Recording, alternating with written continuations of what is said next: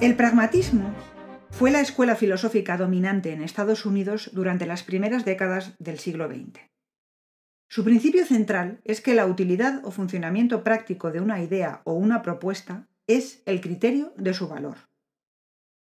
En el pragmatismo americano, la acción es más importante que la doctrina y los resultados empíricos más importantes que los principios teóricos. Las ideas significan lo que nos muestran sus consecuencias, o la verdad de una idea se deriva de su verificación en la práctica. La acción es lo que importa, el resultado es lo que da validez a una propuesta. Estas son nociones que asociamos tanto al pragmatismo, como escuela filosófica norteamericana, como a la propia sociedad norteamericana. Parece fácil, concreto y no demasiado filosófico, y sin embargo, no es así.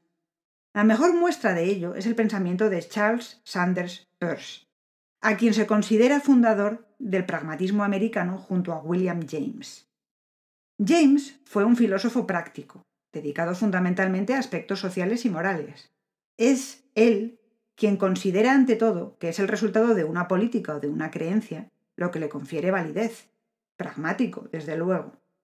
Peirce es sobre todo teórico y está centrado en los aspectos científicos y lógicos. Considera que el pragmatismo es una forma de investigar sobre los métodos de las ciencias naturales. La verdad se encuentra en las consecuencias, en los efectos experimentales. El significado de los principios teóricos está en sus efectos. Es pragmático también. Se le aplica también el principio central del pragmatismo, pero es muy distinto a James, con un enfoque muy peculiar que además ha dado lugar a numerosas controversias e interpretaciones divergentes, porque no llegó a publicar la gran obra central de su pensamiento que proyectaba, sino que dejó una colección de escritos, y por si esto fuera poco, en sus últimos años comenzó una reelaboración de su propio pensamiento inicial. Así que la cosa ya no es tan fácil ni concreta, y tiene influencias y consecuencias filosóficas bastante profundas. En este vídeo vamos a intentar mostrar de forma simple qué buscaba y qué pensaba el pragmático Peirce. Charles Sanders Peirce podría ser reconocido por igual como filósofo, científico e inventor. Su actividad fue muy variada, pero además de sorprendernos, nos ayuda a comprender su intención y enfoque. Peirce era hijo de un profesor de matemáticas y astronomía de la Universidad de Harvard, y él mismo se graduó summa cum laude en química por esta universidad.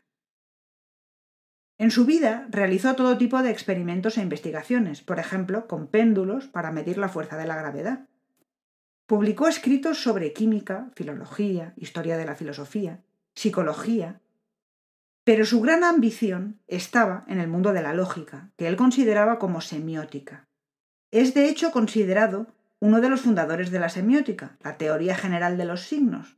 Esa fue la obra que no consiguió nunca terminar, un sistema de lógica, considerada como semiótica. Todo esto nos ayuda a entender a Peirce porque lo que busca, como científico y como filósofo, es la verdad. Y cree que ésta se manifiesta a través de la verificación. El estudio de los métodos científicos y de la lógica debería conducirnos a establecer cómo accedemos a la verdad. El pragmatismo norteamericano, en general, ha sido criticado por abandonar la verdad. Algo es verdad si funciona, y funciona si la gente está contenta con ello. No si es verdad, con mayúsculas. Pero el pragmatismo de Peirce no dice eso. Peirce piensa que la verdad existe, y al final llegarán a ella todos aquellos que investigan. La verdad se muestra en el efecto, en la verificación, en el consenso científico. Hay efectos y hay signos, gracias a los cuales nos comunicamos. Él pretende ayudarnos a aclarar el camino para encontrar la verdad que subyace a estos efectos y que comunicamos con sistemas de signos. Peirce efectivamente quiere lograr conectar el pensamiento, las estructuras lógicas que tenemos, los signos y efectos empíricos que observamos. Así, el pragmatismo de Peirce es un método de pensamiento para ayudarnos en la búsqueda de la verdad. Dentro de su intento de establecer mecanismos que nos lleven a creencias verdaderas, tanto el método científico como la lógica y el estudio de los signos son fundamentales. Peirce parte de que la verdad existe. También cree que estamos destinados a acabar llegando a ella por un proceso de convergencia. Todos partimos de unas creencias. que pueden estar equivocadas, claro está.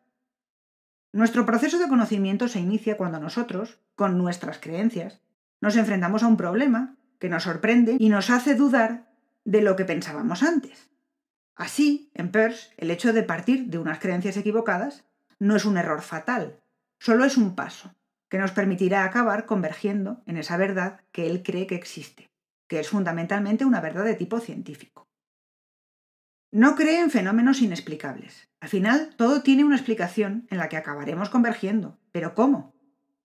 Pues con el método correcto y con el análisis de los signos mejor posible. El método de Peirce en sí mismo necesita que estemos siempre abiertos a reexaminar nuestras creencias anteriores para poder avanzar en el proceso de convergencia hacia la verdad. A estas conclusiones llegó examinando cómo una persona se podría enfrentar a las dudas que le surjan en un proceso de investigación. Podría adoptar lo que él llama el método de la tenacidad, escoger una respuesta posible y aferrarse a ella por todos los medios. El método de la autoridad, escoger a una autoridad a la que creeremos como infalible y seguir la explicación que dé esta autoridad. El método a priori, escoger aquello que nos parezca más de acuerdo con nuestra razón, pero que en realidad es escoger lo que a primera vista nos guste más. O el método de la ciencia, que mantiene que hay cosas reales o una realidad totalmente independiente de lo que opinemos, y que esas realidades son percibidas por nosotros de acuerdo a leyes regulares, y que a pesar de que nuestras percepciones individuales serán tan distintas como nuestra relación individual con el objeto de nuestra percepción, podremos llegar a razonar cómo son las cosas realmente. Es el cuarto método, el de la ciencia, el único aceptable para Peirce. Aquí se hace evidente que su experiencia como científico y su afán investigador en las cuestiones más dispares es la base de su posición. Peirce se calificó como falibilista contrito, es decir, siempre dispuesto a aceptar que lo que creía estaba equivocado, pero siempre recordando que esto no es un problema, solo es un paso más. Porque al final, en estadística todo converge y nosotros convergeremos en la verdad, en el significado verdadero de las experiencias. Partiendo de esto, expuso el llamado principio del pragmatismo en su forma más conocida. Para comprobar el significado de una concepción intelectual, hay que considerar las consecuencias prácticas que podrían derivarse necesariamente de la verdad de tal concepción, y la suma de tales consecuencias constituirá el significado completo de la concepción. Una forma bastante simple de ver lo que quiere mostrar Peirce la da un ejemplo suyo. El geólogo muestra lo que quiere decir el concepto de dureza de un mineral claramente, diciendo X es más duro que Y porque X es capaz de arañar la superficie de Y y no al revés. La verdad se muestra en el efecto. Es decir, Peirce pretende, con su principio, clarificar los conceptos y las hipótesis y conocer su significado. Así, su pragmatismo se convierte en una teoría del significado. De esta manera se conecta con la lógica. La lógica de Peirce es una teoría de normas cognitivas que incluye el análisis de métodos de investigación, principios para aclarar el significado o identificar las hipótesis más plausibles, por ejemplo. Peirce analiza la inducción y niega que pueda llevar a establecer que una conclusión es verdadera o incluso probable. La práctica de la inducción está justificada para Peirce porque es una forma de razonamiento a través del muestreo, y el muestreo, estadísticamente, nos lleva hacia una convergencia en los valores correctos de probabilidad de que se dé una característica o fenómeno. Pero la lógica para el descubrimiento es la lógica de la abducción, pues la abducción sí tiene carácter predictivo, porque formula hipótesis que se derivan de los hechos observados y deduce lo que ocurriría si la hipótesis fuese cierta. Después, esta predicción se puede comprobar. La lógica de la abducción solo puede funcionar en última instancia si todo fenómeno es finalmente explicable. Si resulta, por tanto, que aquellas veces que nos bloqueamos en discusiones interminables o que alcanzamos un consenso en torno a una idea que es falsa, el problema está ante todo en nuestra incapacidad para interpretar correctamente los signos. Básicamente, para Peirce, todos son signos, y todo lo que hacemos es interpretar signos. La mala utilización del lenguaje es una fuente de problemas. Pequeños errores, malas interpretaciones, sutiles divergencias en la interpretación de un signo, una palabra o una proposición nos impiden avanzar. Peirce habría querido crear una teoría de los signos que permitiera una mejor comunicación de pensamientos, datos y percepciones. Como siempre en Peirce, existe una cadena, una línea de evolución que afecta la transmisión de información a través de los signos. Un signo es una manera por la que algo, un pensamiento, una palabra, un objeto, refiere a la persona, a cualquier miembro de la comunidad de utilizadores de signos, a otra cosa, el interpretante. Pero el interpretante, a su vez, es otro signo que produce efectos de diferentes tipos, emocionales, lógicos. Los signos actúan de muchas maneras, generan múltiples interpretantes, otros signos, distintos en personas distintas.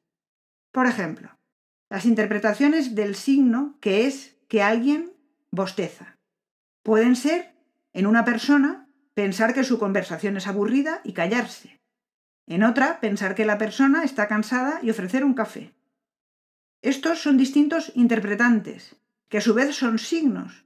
Si una tercera persona ve que se terminó la conversación, puede pensar que hubo una discusión, y así sucesivamente.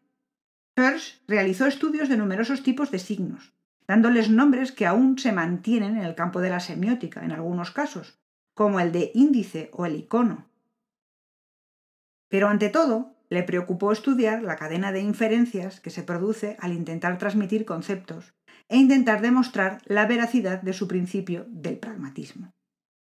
Peirce pensó que el significado se puede explicar simplemente con proposiciones condicionales, pero para entender ese significado solo es preciso que se piensen.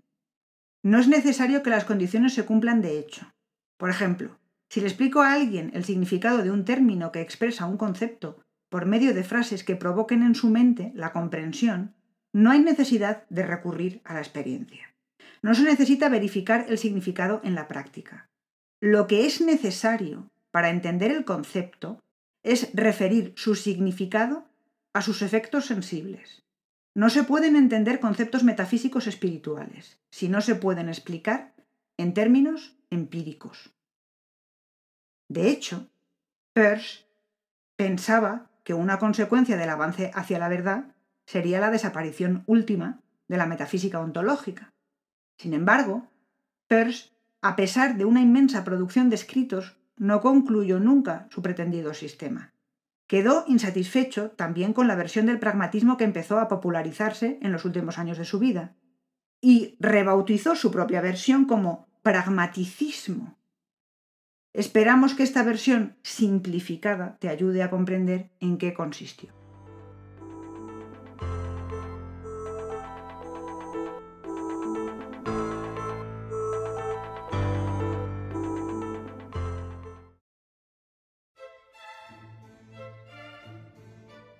Buenas amigos de YouTube y bienvenidos a otro video lo cuento.